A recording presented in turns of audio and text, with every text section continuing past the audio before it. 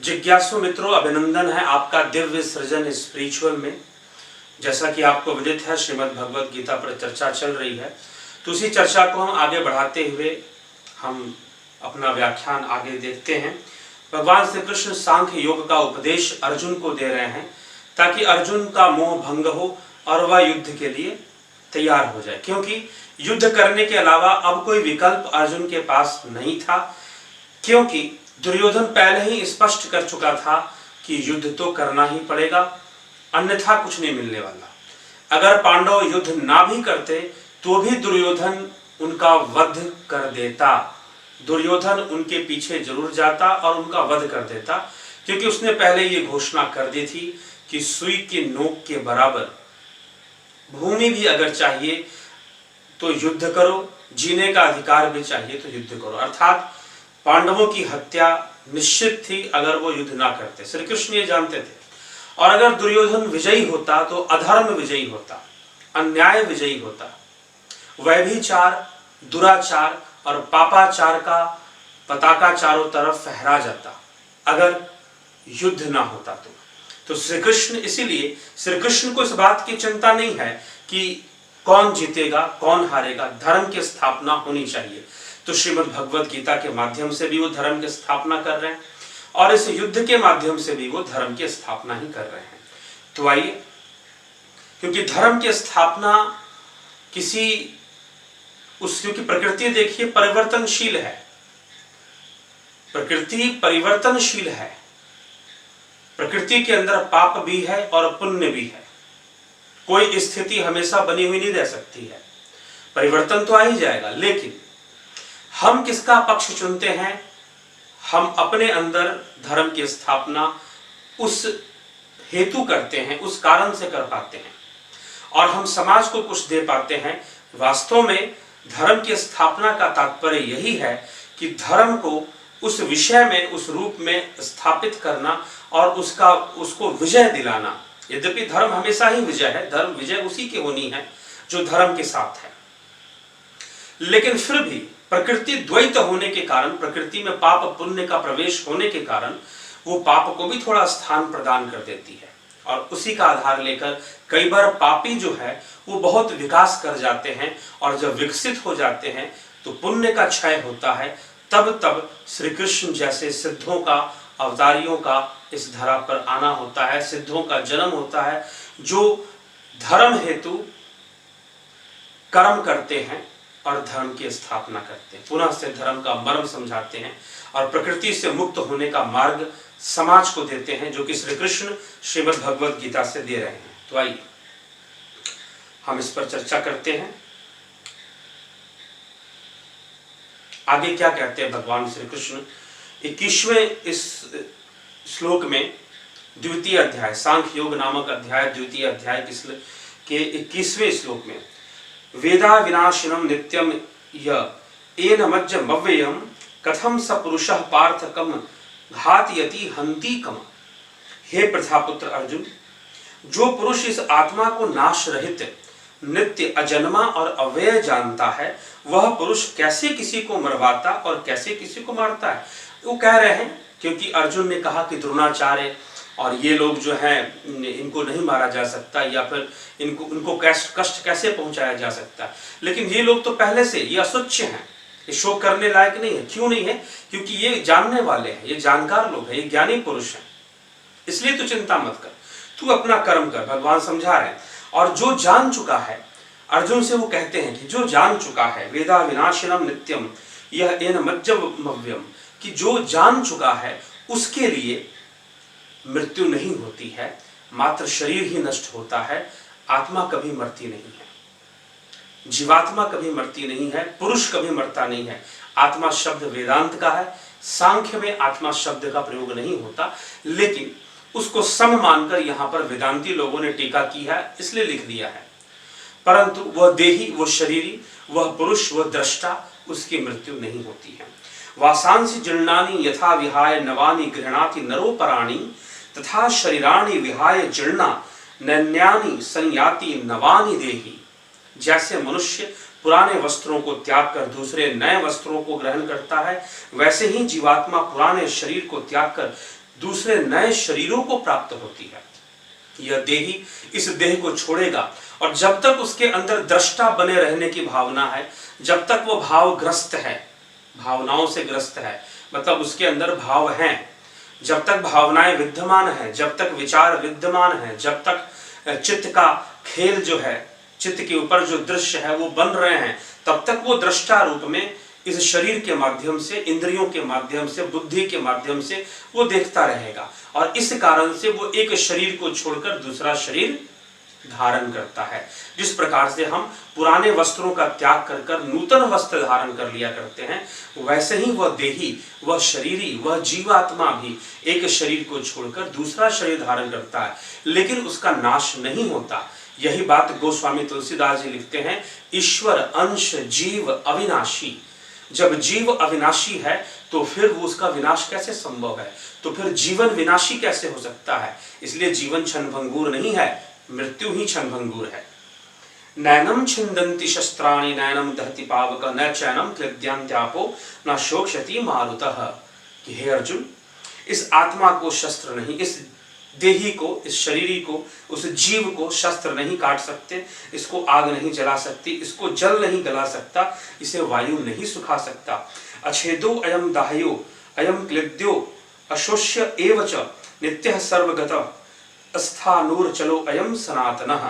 क्योंकि यह आत्मा अछेद्य है, यह आत्मा अदाह्य है, ये जला नहीं सकते, इसको छेद नहीं सकते, अक्लेद है, निसंदेह अशोष्य है, इसको सुखा नहीं सकते, इसको गिला नहीं कर सकते, भिगा नहीं सकते, तथा यह आत्मा नित्य सर्वव्यापी अचल स्थिर रहने वाला सनातन है।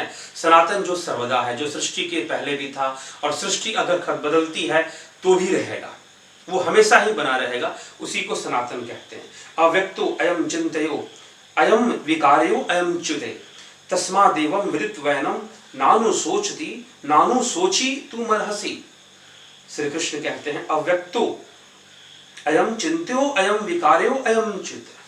क्या यह आत्मा अव्यक्त, यह जीवात्मा जो है, वह जो पुरुष तत्व है वह अव्यक्त है, यह अचिंत्य है, अर्थात उसका अव्यक्त है, तो फिर इंद्रियों के पकड़ में नहीं आएगा, बुद्धि के पकड़ में नहीं आएगा। जब बुद्धि के पकड़ में नहीं आया तो अचिंत्य भी हो गया, उसका चिंतन नहीं किया जा सकता, इसलिए वो अचिंत्य है। और यह विकार रहित है, अर्थात इसमें विकार संभव नहीं है, क्योंकि विकार उसी में संभव है जिसका चिंतन संभव है। जैसे दूध है, दूध में अगर विकार आ जाए तो वो दही के अगर बैक्टीरिया उसमें गिर जाए, जिसको हम जामुन कहते हैं, अगर वो डाल दिया जाए दूध के अंदर तो दूध जो है दही में परिवर्तित हो जाएगा, अर्थात दूध विकृत रूप हो गया। दही दूध नहीं है, लेकिन दूध का ही विकृत रूप दही के रूप में आ गया, तो उसके अंदर विकार आ गया। तो विकार उसी के अंदर संभव है जो व्यक्त है, जो चिंत्य है, और जो फिर उसमें जब उसका चिंतन नहीं हो सकता तो उसमें विकार भी आने की संभावना नहीं है। उस पुरुष को उपयुक्त प्रकार से जानकर तू शोक करने योग्य नहीं है, अर्थात तुझे शोक करना उचित नहीं है, क्योंकि वो सर्वदा, तू उस तत्व को नहीं जानता, इसलिए तेरे लिए शोक है। तो शोक क्यों कर रहा है? क्योंकि तू उस पुरुष को नहीं जानता, उस परम पुरुष को नहीं जानता, उस दृष्टा पुरुष को नहीं जानता। वो निष्क्रिय है, वो क्रियावान नहीं है। कर्म तो प्रकृति का गुण है, पुरुष का गुण नहीं है। तो ये श्री कृष्ण आगे इस तरह से समझाते हैं। अथम चैनम नित्य जातम नित्य वा मन्यसे अमृतम तथापि त्वं महाबाहो नैवम सोचितुमर्हसि। किंतु यदि तू इस मान ले, कुछ देर के लिए मान भी ले कि वह पुरुष सदा जन्मने वाला तथा सदा मरने वाला मानता हो, तो भी हे महाबाहो, हे अर्जुन, तू इस प्रकार शोक करने योग्य नहीं है, क्योंकि शरीर को छोड़ना और फिर से जन्म लेना यह तो उसकी प्रकृति है, वो तो ऐसा करेगा ही करेगा। तो भी इसके लिए शोक मत कर। अगर तू सदा बार बार उसको जन्म लेने वाला, मारने वाला अगर मानता भी है तो भी शोक नहीं करना चाहिए, क्योंकि ये तो घटना घटनी ही है, तो होना ही है। जातस्य ही ध्रुवो मृत्युर ध्रुवम जन्म मृतस्य च तस्माद् परिहार्ये अर्थे न त्वं शोचितुमर्हसि। श्री कृष्ण कहते हैं क्योंकि इस मान्यता के अनुसार, पिछले श्लोक से जुड़ा हुआ है ये, इस मान्यता के अनुसार जन्मे हुए की मृत्यु निश्चित है। ध्रुव मतलब जो निश्चित है, जन्मे हुए की मृत्यु निश्चित है और मरे हुए का जन्म निश्चित है। इससे भी इस बिना उपाय वाले विषय में तू शोक करने योग्य नहीं है, क्योंकि जो जन्म ले लिया उसको तो एक दिन मृत्यु को प्राप्त हो ही जाना है। अब कैसे कैसे होता है, अपने अपने कर्म संस्कारों के आधार पर यह प्राप्त होता है। सांख्य का भी यही मानना है, योग शास्त्र का भी यही मानना है। तो जन्मे हुए का मृत्यु निश्चित है, और जिसकी मृत्यु हो गई, क्योंकि मृत्यु हुई है, मोक्ष तो हुआ नहीं है, उसका कैवल्य तो हुआ नहीं है, तो जब उसने कैवल्य प्राप्ति नहीं की है, मृत्यु हुई है, तो निश्चित ही उसका जन्म भी निश्चित है, फिर से दोबारा उसका शरीर में आना भी निश्चित है। और जो जन्म ले चुका, जो शरीर में आ चुका, उसका एक दिन शरीर छूटना भी निश्चित है। परंतु वह पुरुष, वह आत्म तत्व, वह पुरुष तत्व इन सब से भिन्न है, इन सब से अलग है। अव्यक्तादीनि भूतानि व्यक्त बध्यानि भारत अव्यक्ता निधानान्येव तत्र का परिदेवना। क्या कहते हैं कृष्ण, हे अर्जुन, संपूर्ण प्राणी जन्म से पहले अप्रगट था, अर्थात अव्यक्त था। वो था जरूर, लेकिन अप्रगट था, अर्थात इस इंद्रियों के माध्यम से वो इंद्रिय गोचर नहीं था, वह इंद्रिय गोचर नहीं था, तो वह अप्रगट था। और मरने के बाद भी वो इंद्रिय गोचर नहीं रहेगा, इन इंद्रियों से दिखाई नहीं देगा, लेकिन फिर भी उसका अस्तित्व बना रहेगा, केवल बीच में ही प्रकट था। फिर ऐसी स्थिति में क्या शोक करना। जन्म से पहले भी हम इंद्रियों के द्वारा नहीं देखे जाते थे, और मृत्यु के बाद भी इंद्रियों के द्वारा नहीं देखे जाएंगे। ऐसा नहीं कि उसका अस्तित्व नहीं है, वो तो रहेगा ही रहेगा, वो जीवात्मा रहेगी, बस इंद्रिय गोचर नहीं रहेगी। आश्चर्यवत् पश्यति कश्चिदेन माश्चर्यवद् वदति तथैव चान्यः आश्चर्यवच्चैनमन्यः शृणोति श्रुत्वा पेनं वेद न चैव कश्चित्। कोई एक महापुरुष ही इस आत्मा को आश्चर्य की भांति देखता है। क्यों? क्योंकि संसार में प्रत्येक वस्तु परिवर्तनशील है, वह पुरुष तत्व परिवर्तनशील नहीं है, वह आत्म तत्व परिवर्तनशील नहीं है, इसीलिए वो उसे आश्चर्य की भांति देखता है। वैसे ही दूसरा कोई पुरुष, इस महापुरुष, इसके तत्व का आश्चर्य की भांति वर्णन करता है, आश्चर्यचकित होकर इसका वर्णन किया जाता है। आश्चर्य की भांति सुनता है, और इसको सुनकर भी इसको नहीं जानता है, और कोई कोई तो सुनकर भी मात्र सुनता है लेकिन जानता नहीं है। तो जानने और मानने का फर्क है। देखिए, सुनने, इसलिए सुनने से परिवर्तन नहीं आएगा, सुनने से परिवर्तन नहीं आएगा, जानने से परिवर्तन आएगा। जाने बिनु ना होए प्रतीति, बिनु प्रतीति होए नहीं प्रीति। जानने के बिना विश्वास दृढ़ नहीं होता, और जब तक दृढ़ विश्वास नहीं होगा तब तक प्रेम समर्पण की बातें व्यर्थ है, कपोल कल्पित है, भाव के वशीभूत है। इसलिए हम जानना आवश्यक है। कई बार जानते हैं लोग, आश्चर्यचकित होकर वो उसका वर्णन करते हैं, क्योंकि आश्चर्य का विषय है कि संसार में जहां पर प्रत्येक वस्तु परिवर्तनशील है, वह दिव्य, वह पुरुष तत्व, वह आत्म तत्व अपरिवर्तनशील है, उसका परिवर्तन नहीं होता। देही, यहां पर देही शब्द का फिर भगवान प्रयोग करते हैं। देहे नित्यम वध्यो अयम देहे सर्वस्य भारत तस्मात् सर्वाणि भूतानि नात्वं सोचितुमर्हसि। हे अर्जुन, यह पुरुष तत्व सबके शरीर में, यह जो देही है सबके शरीर में सदा ही अवध्य है, अर्थात इसका वध नहीं किया जा सकता, इसे मारा नहीं जा सकता है। इस कारण संपूर्ण प्राणियों के लिए तो शोक करने योग्य नहीं है, तो संपूर्ण प्राणियों के लिए शोक करने योग्य नहीं है। क्योंकि तो जब किसी का वध भी करेगा तो देह का वध करेगा, देही का वध नहीं होता, ठीक है, देही का वध संभव नहीं है। इसलिए तो देही, जो देह को धारण करने वाला जो तत्व है, जो दृष्टा रूप में है, उसका वध संभव नहीं है, देह का वध संभव है। इसलिए तो शोक क्यों कर रहा है? क्योंकि वह तो सदा ही विद्यमान रहेगा, चाहे वो तेरे अंदर हो, चाहे वो शत्रुओं के अंदर हो। तो फिर जो, क्योंकि अब इस तरह की बातें क्यों की जा रही हैं? क्योंकि उसने जो उदाहरण लिया, अर्जुन ने द्रोणाचार्य और भीष्म पितामह की बात की, तो क्योंकि वो उस लेवल के ज्ञानी हैं, इसलिए तो उनके लिए शोक मत कर। एक ज्ञानी पुरुष है, ये सत्य को अच्छे तरह से समझते और जानते हैं, और ना वो किसी के लिए शोक करते। अगर वो शोक करते तो वो भी तो देखते ना कि भाई तुझे अपने पितामह से मोह है, तुझे अपने गुरु से मोह है, तो क्या भीष्म पितामह को अपने पौत्रों से मोह नहीं है कि वो युद्ध करने खड़े हो गए? लेकिन करना है, उनको अपना कर्म करना है, तुझे अपना कर्म करना है। इसलिए जो कर्म सामने आ गया है उसको करने में ही भलाई है, उसी से धर्म कर्म बचा रहेगा, भगवान कृष्ण समझा रहे हैं। और तू जो बहाना दे रहा है द्रोणाचार्य और भीष्म का, वो तो ज्ञानी लोग हैं, उनको कोई शोक नहीं है। अगर शोक होता तो वो युद्ध भूमि में खड़े नहीं होते। उनका तो पूरा कुटुंब, उन्होंने तो पूरी जिंदगी देख ली अपने शरीर के साथ, और उनका पूरा कुटुंब खड़ा है, उनके उनसे जो छोटे जिनकी रक्षा उन्होंने की है वही सारे मरने और खत्म होने पर खड़े हैं, फिर भी वो शोकग्रस्त नहीं है क्योंकि वो ज्ञानी लोग हैं। इसलिए उनके संदर्भ में ही ये सारी बातें भगवान कृष्ण अर्जुन को समझा है कि तू शोक मत कर, उनके लिए शोक मत कर, वो असुच्च लोग हैं, असुच्च जिसके लिए शोक नहीं करना चाहिए। तो श्री कृष्ण कहते हैं स्वधर्ममपि चावेक्ष्य न विकंपितुमर्हसि धर्मार्थी युद्धाश्रेयो अंत्यक्षत्रियस्य न विद्यते, तथा अपने धर्म को देखकर भी तू भय करने योग्य नहीं है, अर्थात तुझे भय नहीं करना चाहिए, क्योंकि क्षत्रिय के लिए धर्म युक्त युद्ध से बढ़कर दूसरा कोई कल्याणकारी कर्तव्य नहीं है।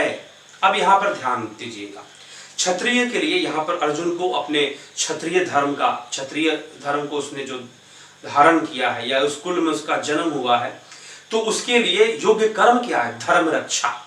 क्षत्रिय शब्द का अर्थ क्या होता है? क्षत्रिय मतलब छत्र प्रदान करने वाला, छत्र मतलब सुरक्षा प्रदान करने वाला। क्षत्रिय का कार्य है कि वो समाज को, राज्य को, जनता को और धर्म को, सबसे नंबर 1 पे धर्म को सुरक्षा प्रदान करे। जो धर्म को सुरक्षा प्रदान करता है वही क्षत्रिय है। इसलिए भगवान श्री कृष्ण अर्जुन से कहते हैं कि तू अपने धर्म को भी देख कि तू क्षत्रिय है और तुझे धर्म हेतु युद्ध करना है, धर्म हेतु तुझे युद्ध करना है, तुझे भय नहीं करना चाहिए, क्योंकि तू क्षत्रिय के लिए धर्म युक्त युद्ध से बढ़कर दूसरा कोई कल्याणकारी कर्तव्य नहीं है। और ऐसा करते हुए अगर तेरी मृत्यु भी होती है, तेरा वध भी होता है, तेरे लिए कल्याणकारी है, क्योंकि तू धर्म युक्त युद्ध कर रहा है, धर्म रक्षा हेतु युद्ध कर रहा है, तुझे कोई दोष नहीं लगने वाला। तू सर्वदा ही तू धर्म को भूलकर रिश्तों नातों के मोह माया में फंसा हुआ है, और जो वास्तविक धर्म है, धर्म की रक्षा के लिए युद्ध करना, उसको तो भूल गया है और मोह माया में फंसा हुआ है।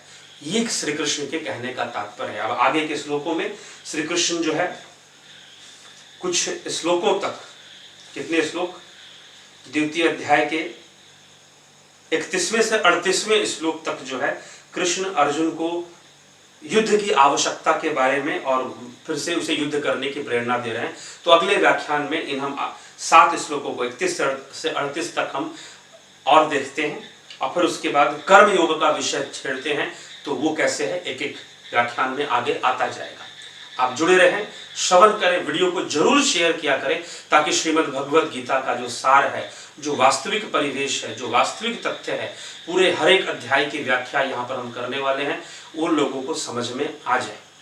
जुड़े रहेंगे, देखेंगे तो अवश्य जिज्ञासियों तक पहुँचाएंगे इसको, तो निश्चय ही वो भी इसको जानेंगे, समझेंगे, लाभ उठाएंगे। धन्यवाद।